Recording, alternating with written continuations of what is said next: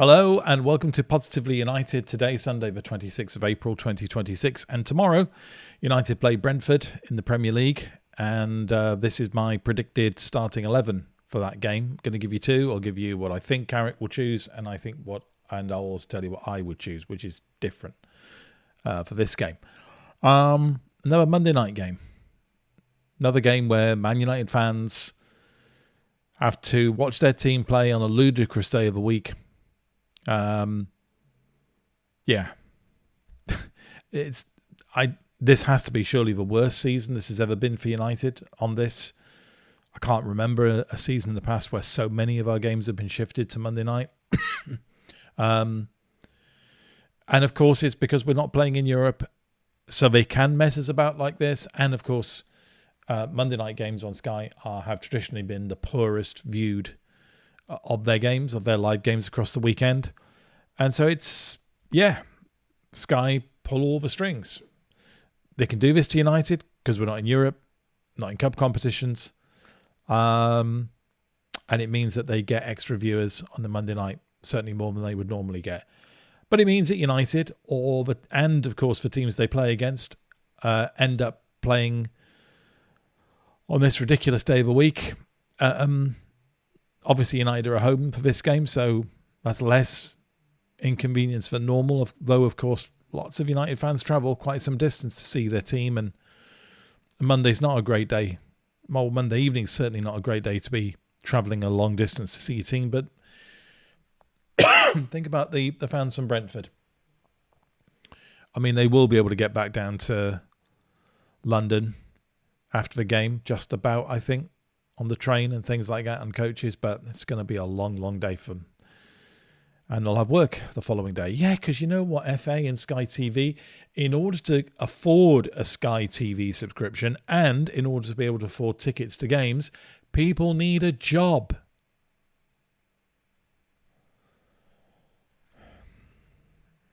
Which they have to go to the following morning, usually.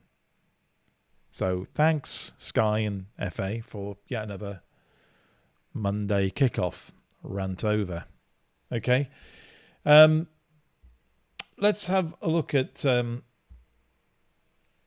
first of all, who I think Carrick will pick for the game against Brentford. This is the team that started the game against Chelsea, and what a good job it did, by and large.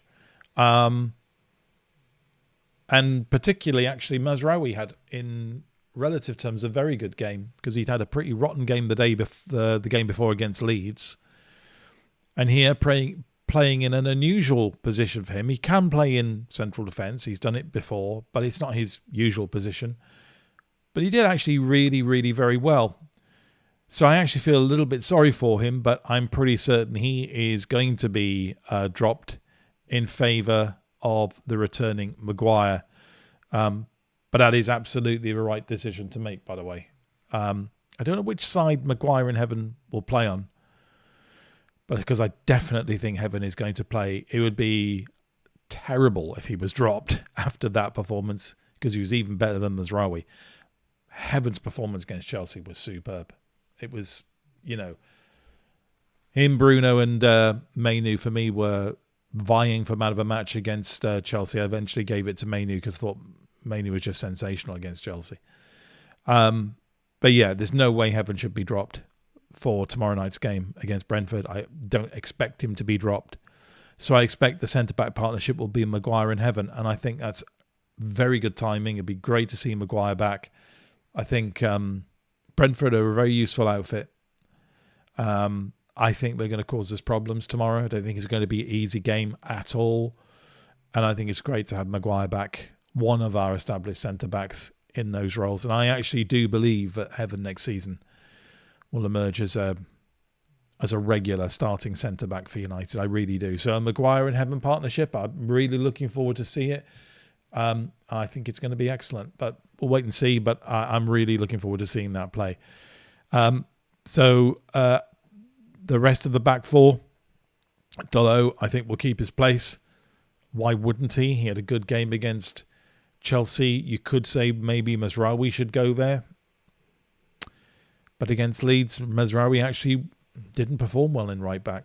So there's no reason to drop Dalot in the current circumstances. So I think he keeps his place, and Shaw is no alternative. Unless you consider Malacia, but I don't think we do. So, goalkeeper in the back four, Lamans, Dalot, Maguire, Heaven, Shaw. And that's the back four and goalkeeper that Carrick will go with, I'm sure. And it would be exactly the same, but I would go with. Midfield, well, it picks itself. It's Mainoo and Casemiro. That's because we don't have any alternatives of sufficient quality in midfield, of senior players at least. So it picks itself. And we've just got to, fingers crossed, that it remains in place between now and the end of the season, because every point could be vital between now and the end of the season. It's up front, I think, that things are more up for grabs. You know from my 5 Insights videos, the last 2 I've done, I've called into question, how are we solving the problem of our attack? Because there's definitely been a drop-off in our attack. Goal scoring has dipped. And what is noticeable, of course, is that when Šeško starts, he doesn't perform well. It's a real enigma. When he comes on as a sub, he's been magnificent. When he starts games, he's ineffectual.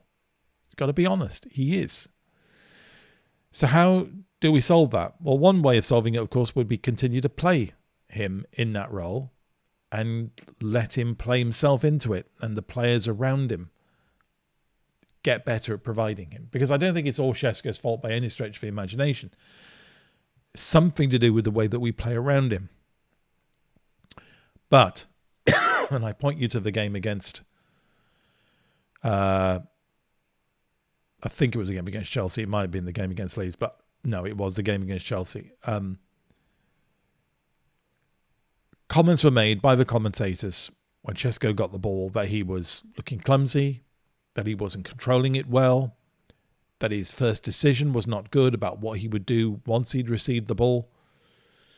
And they were all valid. I don't think they were picking on him. I think they were spotting genuine problems with Šeško's play. So it's not, you can't say it's just because he's in the graveyard shift and he's not getting any service. Some of it is down to him. Maybe a lot of it is down to him.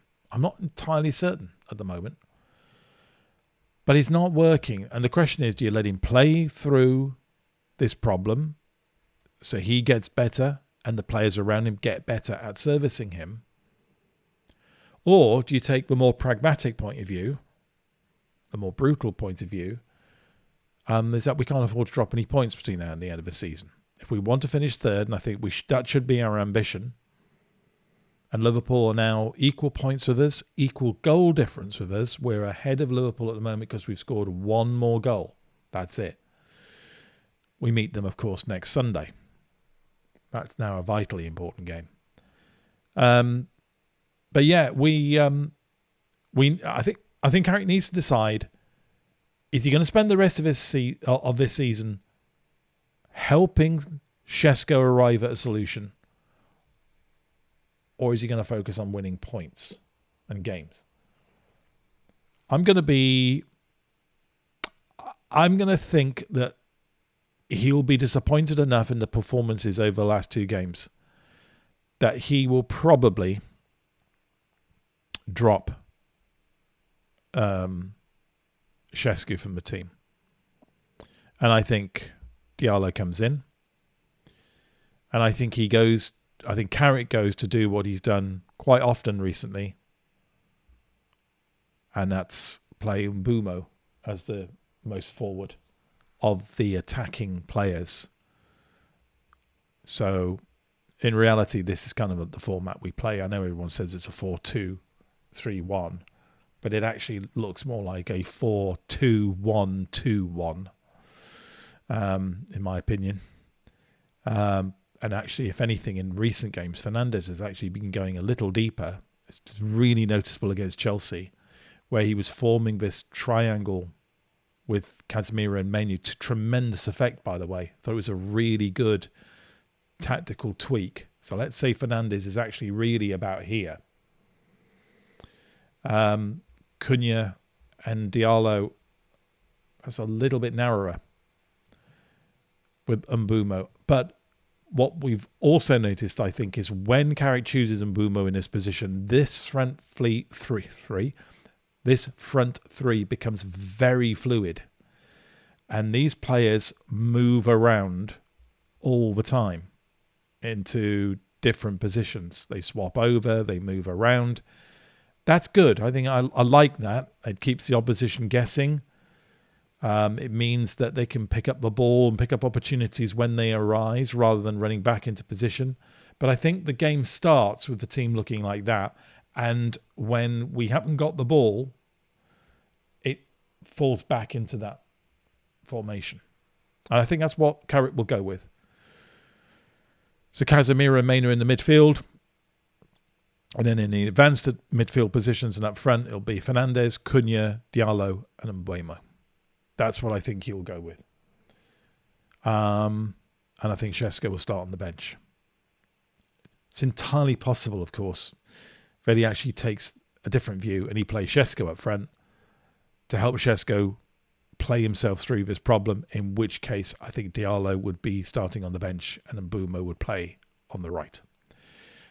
Alternatives, because I think alternatives are worth looking at. These are my alternatives. I don't think Carrick will necessarily go with them, if at all. Right. Playing Liverpool on Sunday. When we played Liverpool at Anfield earlier this season, Cunha played up front. And I thought he was brilliant in that role, in that game. In those circumstances, where does Mbumo play? Well, I think he plays on the right. And in that game, remember, Mbumo scored the opening goal early on in the game, exactly from this position. Remember, running, receiving a ball around about here, ran forward with it, scored. So that looks very promising against Liverpool. Okay, I appreciate I'm talking about a game ahead here. Who plays on the left then? Well, if we're to believe Dorgu's agent, Dorgu's fit. I don't expect him to be playing tomorrow against Brentford, though. But I think it's a possibility he might be ready to play against Liverpool. In which case, I would be hugely tempted. This is the game against Liverpool I'm talking about. I'd be hugely tempted to play Dorgu on the left and Mbumo on the right and Cunha up front against Liverpool. But I don't believe Dorgu is going to be playing tomorrow. He might be on the bench. I'd play Mount on the left tomorrow with Mbumo on the right and Cunha up front. That's how I set out against Brentford. Why? Well, because I don't believe Šeško deserves to be picked from the start because he's not been playing well enough when he is selected from the start. I like Cunha up front. I think he needs to be given another chance there. Mbumo is most effective on the right. Mount can play on the left, and I think he's pretty effective on the left. And I think that format and that formation is a good one to play against Brentford, but I also think it's a good one to get embedded into the mind of the team before the game against Liverpool on Sunday, because I think that's, by and large, of the formation I'd like to see played against Liverpool, with the exception I would take Mount out and bring Dorgu in if he's available. So that would be my starting lineup against Brentford. Lamans, Dalot, Maguire, Heaven, Shaw, Mainu, Casemiro, Fernandes, Mbuemo, Mount, and Cunha. But as I said, I don't believe that's the way that Michael Carrick will set his team out tomorrow. To go back to it, I think that's the way he will play against Brentford tomorrow. Fascinating game. Looking forward to it. Brentford have drawn their last 5 games. If we win tomorrow, by the way, it is mathematically still possible for us not to qualify for the Champions League. But I think I'm right in saying that we would have to lose all of our games, every single one of them, lose them all. And Brighton would have to win every single one of their remaining games. Win every single one. And their last game, by the way, is against us for us not to qualify for Champions League. If we win tomorrow, we've effectively qualified for the Champions League. And that would be a fantastic achievement when you consider what our season looked like just after Christmas, when it looked like it was descending into a shambles. Yeah. Let's hope we can win. I don't think it's a rollover. I don't think it's easy at all. I think it's going to be tough. I think Brentford are going to play their hearts out because Brentford are also gunning for European qualification. And that part of the table from us down to about 6 or 7 or 8 or 9 is very, very tight. As I said, we're above Liverpool on a single goal scored. So it is tight. And Brentford will have everything to play for. They're good. Yes, they've drawn their last 5 games, but they're good. And there are very few walkover matches in football in the Premier League today. And tomorrow night's game is certainly not one of them. Don't expect it to be easy. Really don't expect it to be easy. Right. Well, that's my predicted lineup and the one I think that Carrick will go with for the game against Brentford tomorrow. I'll see you after the game tomorrow. I'll do an immediate post-match reaction. And then the following day, with Tuesday, I'll do a player ratings and a 5 insights video as normal. And then on Wednesday, depending on how the result goes tomorrow, I might do a follow-up video on how things are at United at the moment. But wait and see about that. We'll wait and see about the result tomorrow and see how that goes. But if you've liked this video, please hit the like button. If you like what I do on this channel, please hit subscribe. If you think that you've got a friend who would welcome the kind of approach I take on this channel, which is to produce content that I think is meaningful and rooted in reality and isn't just dreamt up to create more content for a void, usually highly clickbait driven and wallowing in controversy and negativity. If you think you've got a friend who supports United and would welcome that kind of approach on a fan channel, let them know about the channel too. Try and get them to join as well, to subscribe as well. Once you subscribe, hit the bell so you'll be let know of upcoming future videos. Follow me on X. It's Positively United, United spelled UTD on X, because I'll comment more often on X than I produce videos on YouTube. But until the next time I see you, which will be immediately after the game tomorrow, always remain positively united.